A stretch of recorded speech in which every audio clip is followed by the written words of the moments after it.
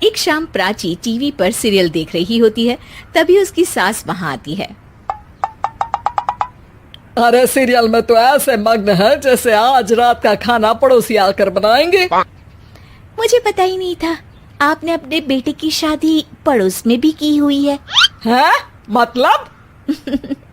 मतलब इस घर में सारा काम बहू ही करती है, आप तो सिर्फ खर्राटे मारती हैं। अच्छा जी, फिलहाल तो तुम आराम फरमा रही हो, चलो जाओ, ये मेरे टीवी देखने का समय है। आहा, इसीलिए मुझे भगाया जा रहा है। सॉरी, अब तो बिल्कुल नहीं जाऊंगी।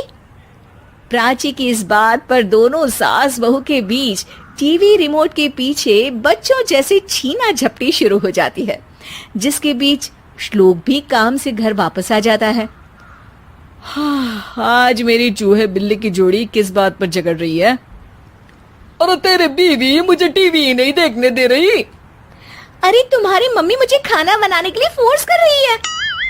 अरे वाह, ऐसे बेतुके रीजन पर तो बच्चे भी झगड़ा नहीं करते। अरे मुझे कुछ मत बोल, सब इसने ही शुरू किया है। हाँ हाँ, जैसे आप तो बहुत दूध की धूली है ना। अरे बस, दोनों चुप। प्राची जाओ, खाने की तैयारी करो। और माँ तुम छोड़ो, तुम्हें क्या बोलूं, शांति से अपना सीरियल देखो, मुझे दोबारा लड़ने की आवाज सुनाई नहीं देनी चाहिए। ऐसा बोलकर श्लोक वहां से चला जाता है, जिसके पीछे पीछे प्राची भी कुछ न कुछ बड़बड़ाते हुए रसोई में चली जाती है। हाँ हाँ, सासू जी को तो कुछ बोलेंगे ही नहीं, बस मुझ पर ही हुक्म चलता है, खाना बनाओ, जैसे मैं इनके घर में खाना बनाने के लिए आई हूँ। इसी तरह शाम बीतती है और रात को श्लोक और प्राची की सास खाना खाकर सोने चले जाते हैं, लेकिन प्राची गुस्से में कुछ खाए बिना काम में ही लगी रहती है। इस घर में किसी को घंटा फिक्र नहीं पड़ता, मैं खाऊं या भूखी रहूं। प्राची कुछ देर के लिए रसोई से बाहर जाती है और जैसे ही वापस आती है तो वहां दूध का भरा ग्लास देखकर हैरान रह जाती है। फिक्र पूरी है, बस दिखाना नहीं है।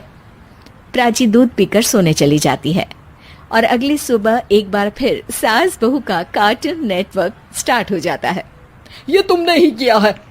अरे अजीब जबरदस्ती है, मैं बोल रही हूँ मैंने कुछ नहीं किया।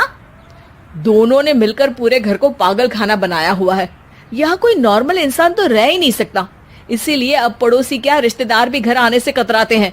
और सुन बेटे, तू भी चंगा, तेरी माँ भी चंगी, तेरी बीवी भी चंगी, रिश्तेदार।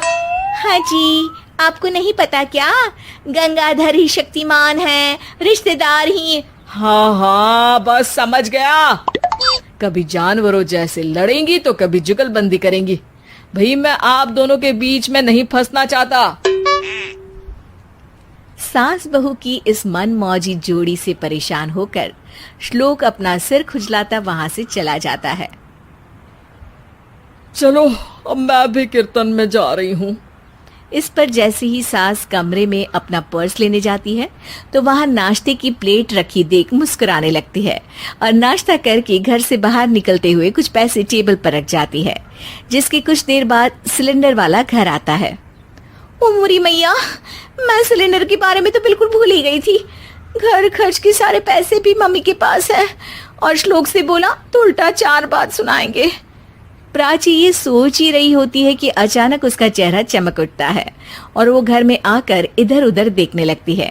तभी उसकी नजर टेबल पर रखे पैसों पर पड़ती है, जिन्हें वो सिलेंडर वाले को दे देती है। ये सब श्लोक देख लेता है। अच्छा बेटे, इतना बड़ा घोटाला, सबके सामने मैं तेरी दुश्मन और पीठ पीछे तेरी मेरी यारी। इस पर श्लोक एक प्लान बनाता है और शाम को सब एक साथ बैठे होने पर बोलने लगता है। माँ, तुम दोनों की बहुत लड़ाई होती है, इसलिए मैं सोच रहा हूँ कि प्राची को उसके घर छोड़ाऊं, इससे वो भी खुश रहेगी और तुम भी। अचानक श्लोक की ये बात सुनकर सास बहू शौक से उसकी तरफ देखती हैं। अरे ऐसे कैसे घर छोड़ाओगे, मुझे कहीं नहीं जाना। अरे तुमने बोला नहीं पर मैंने सुन लिया, तुम्हें मम्मी के साथ रहना अच्छा नहीं लगता, मुझे पता है। अरे वो अरे, जब बहू खुद कुछ काम बोले तो वो तुझे सुनता नहीं, और अब जो इसने बोला ही नहीं वो तू समझ गया। जब उसे नहीं जाना तो फिर जबरदस्ती क्यों कर रहा है? अच्छा, फिर आपको मौसी के घर छोड़ाता हूँ, बस अब आप दोनों एक घर में एक छत के नीचे नहीं रह सकती। मैं इस टॉम एंड जेरी की जोड़ी को और नहीं झेल सकता। है? ऐसे कैसे नहीं रह सकते? तुम्हें इतनी दिक्कत है तो तुम्हारा बोरिया बिस्तर पैक कर देती हूँ, लेकिन मम्मी जी कहीं नहीं जाएंगी। बिल्कुल यही सुनना था मुझे। अगर दोनों में इतना ही प्यार है फिर हर वक्त ये लड़ाई का नाटक क्यों करती हो? देखा मैंने कैसे माँ किचन में दूध रखती है और तुम उनके लिए कमरे में नाश्ता रखती हो, और कैसे वो पहले ही तुम्हारी दिक्कत समझकर घर में पैसे रखकर बाहर जाती है।